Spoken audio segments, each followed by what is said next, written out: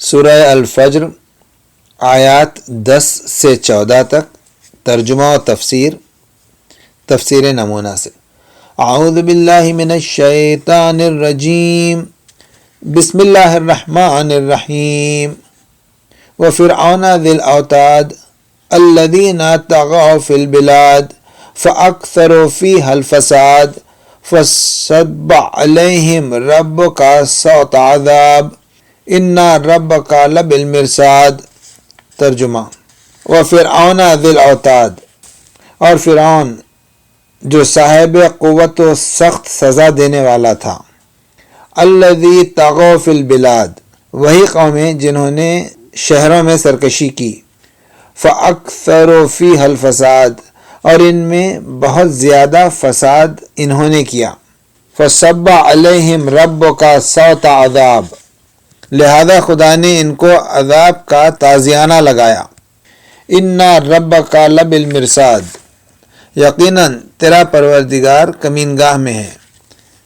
تفسیر: اور اس طرح فرعون صاحب ثروت و فرعون ذی الاوتاد، جو اس طرف اشارہ ہے کہ کیا تو نے نہیں دیکھا کہ خدا طاقتور، ظالم اور بیدار گر قوم فرعون کے ساتھ کیا کیا۔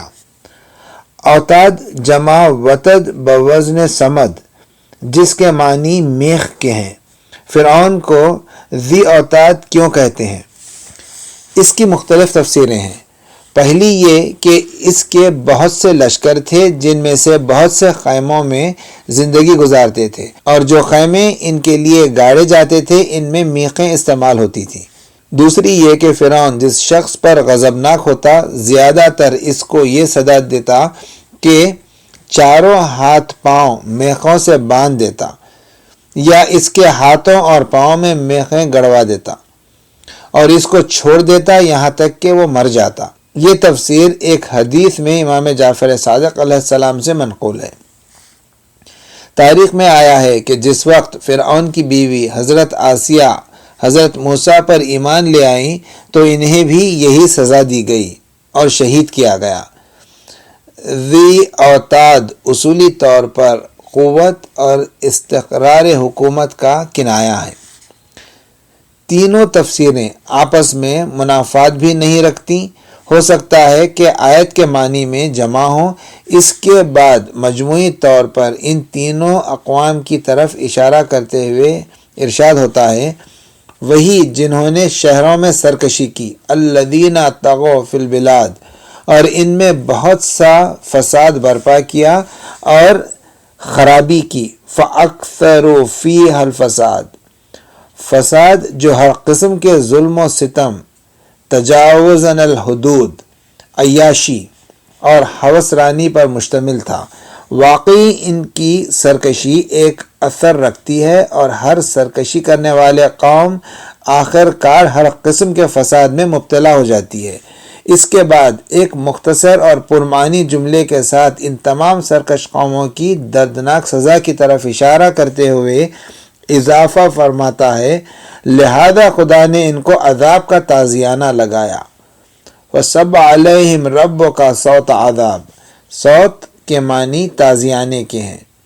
اس کے معنی اصل میں ایک چیز کو دوسرے چیز سے مخلوط کرنے کے ہیں۔ اس کے بعد اس کا تازیانہ پر بھی اطلاق ہوا ہے، جو چمڑے وغیرہ سے بنتا ہے۔ بعض مفسرین کے نزدیک عذاب کا کنایہ ہے ایسا عذاب جو انسان کے گوشت و خون سے مخلوط ہو جائے اور اس کو سخت پریشان اور بے حال کر دے۔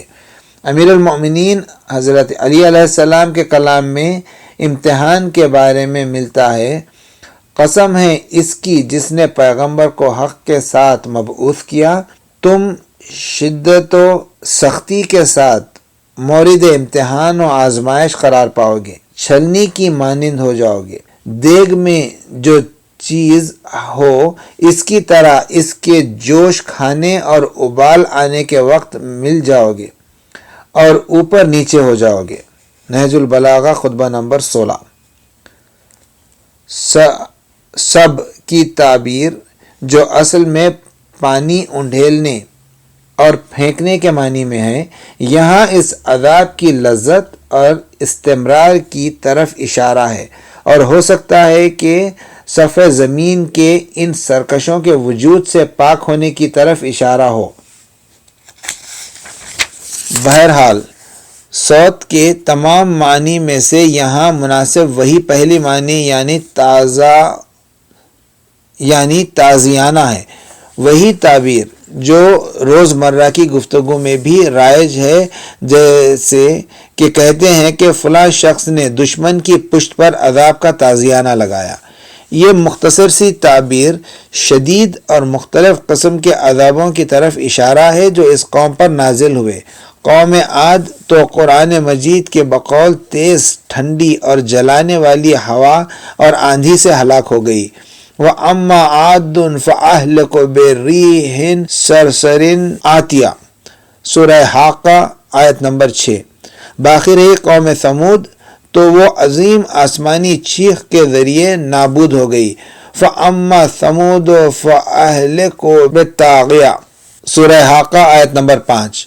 اور قوم فرعون دریائے نیل کے موجوں میں غرق و دفن ہو گئی۔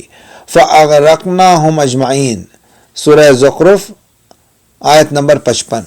آخری زیر بحث آیت میں ان تمام لوگوں کو ہوشیار و خبردار کرنے کے لیے جو اس راستے پر چلتے ہیں جس پر وہ سرکش لوگ چلتے تھے، فرماتا ہے یقیناً تیرا پروردگار کمین گاہ میں ہے۔ اِنَّ رَبُّكَ لَبِالْمِرْصَادِ، مرصاد رست کے مادے سے کسی چیز کی نگہبانی کرنے کے لیے آمادگی کے معنی میں ہے۔ فارسی میں اسے کمین گاہ کہتے ہیں۔ یہ لفظ عام طور پر ایسی جگہ استعمال ہوتا ہے جہاں کچھ افراد مجبور ہوں کہ کسی گزرگاہ سے گزریں اور کوئی شخص اس گزرگاہ میں ضرب لگانے کے لیے آمادہ و تیار ہو۔ اس ساری گفتگو میں اس طرف اشارہ ہے کہ گمان نہ کرو کہ کوئی شخص عذاب الہی سے بچ کر جا سکتا ہے۔ سب کچھ اس کے قبضہ قدرت میں ہے، اور جس وقت وہ ارادہ کرے ان کو سزا دے سکتا ہے اور ان پر عذاب نازل کر سکتا ہے۔ یہ بات واضح ہے کہ خدا کا کوئی مکان نہیں ہے اور وہ کسی گزرگاہ میں بھی نہیں بیٹھتا۔ یہ تعبیر اس بات کا کنایہ ہے کہ پروردگار اپنی قدرت کے ذریعے تمام سرکشوں کا احاطہ کیے ہوئے ہے۔ ایک حدیث میں حضرت علی علیہ السلام سے منقول ہے، تیرا پروردگار قدرت و توانائی رکھتا ہے کہ گنہگاروں کو کیفر کردار تک پہنچائے۔ ایک حدیث میں امام جعفر صادق علیہ السلام سے منقول ہے کہ آپ نے فرمایا، مرصاد ایک پل ہے اس راستے پر جو جہنم کے اوپر سے گزرتا ہے۔ جس شخص کی گردن پر کسی مظلوم کا حق ہوگا وہ اس پر سے نہیں گزر سکے گا۔ یہ حقیقت میں ایک واضح مصداق بیان کی قسم میں سے ہے، اس لیے کہ خدا کی کمینگاہ قیامت اور مشہور پل صراط تک محدود نہیں ہے۔ خدا تو اس دنیا میں بھی ہر ظالم کی گھات میں ہے، اور گزشتہ تینوں اقوام پر نازل ہونے والا عذاب اس کا واضح مصداق ہے۔ ربک، تیرا پروردگار کی تعبیر اس طرف اشارہ ہے کہ سنت الہی تیری امت کی سرکش، ظالم اور ستمگر قوموں کے بارے میں بھی جاری ہوگی۔ پیغمبر اور مومنین کے دلوں کی تسکین بھی ہے، وہ سمجھ لیں کہ یہ ہٹ دھرم اور کینہ پرور دشمن خدا کی قدرت کے چنگل سے کبھی فرار نہیں کر سکیں گے، اور یہ ان لوگوں کے لیے خطرے کی تنبیہ ہے جو پیغمبر اکرم اور مومنین پر ہر قسم کا ظلم و ستم روا رکھتے تھے۔ انہیں جان لینا چاہیے کہ وہ لوگ جو ان سے زیادہ صاحب طاقت تھے، ایک تیز آندھی، ایک طوفان، ایک شعلہ اور صحیح آسمانی کے مقابلے میں تابع مقاومت نہ لا سکے، تو یہ کس طرح سوچتے ہیں کہ اپنے ان غلط اعمال کے باوجود عذاب الہی سے نجات پا سکیں گے۔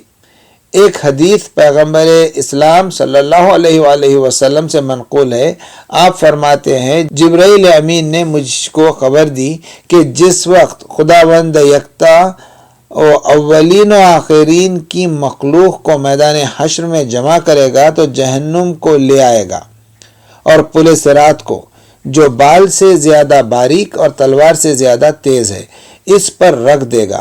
اس صراط پر 3 پل ہوں گے۔ پہلے پل پر امانت دار رستگاری اور رحمت و محبت ہے، دوسرے پل پر نماز اور تیسرے پل پر پروردگار عالم کا عدل ہوگا۔ لوگوں کو حکم دیا جائے گا کہ وہ اس پل پر سے گزریں۔ جنہوں نے امانت اور رحم میں کوتاہی کی ہوگی وہ پہلے پل پر ہی رہ جائیں گے۔ اگر اس سے گزر گئے تو نماز میں کوتاہی کی ہوگی تو دوسرے پل پر ہی رہ جائیں گے، اور اگر اس سے بھی گزر گئے تو اپنے راستے کے آخر میں عدل الہی پائیں گے، اور اِنَّ رَبَّكَ لَبِالْمِرْصَادِ کے یہی معنی ہے۔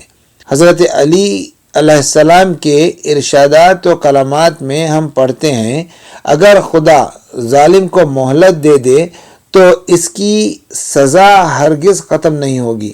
وہ ستمگاروں کی گھات میں ہیں، اور اس طرح ان کے حلق کو اپنے دست قدرت میں لیے ہوئے ہے کہ جس وقت چاہے گا اس طرح دبا دے گا اس کا لعاب دہن تک گلے سے نیچے نہیں جا سکے گا۔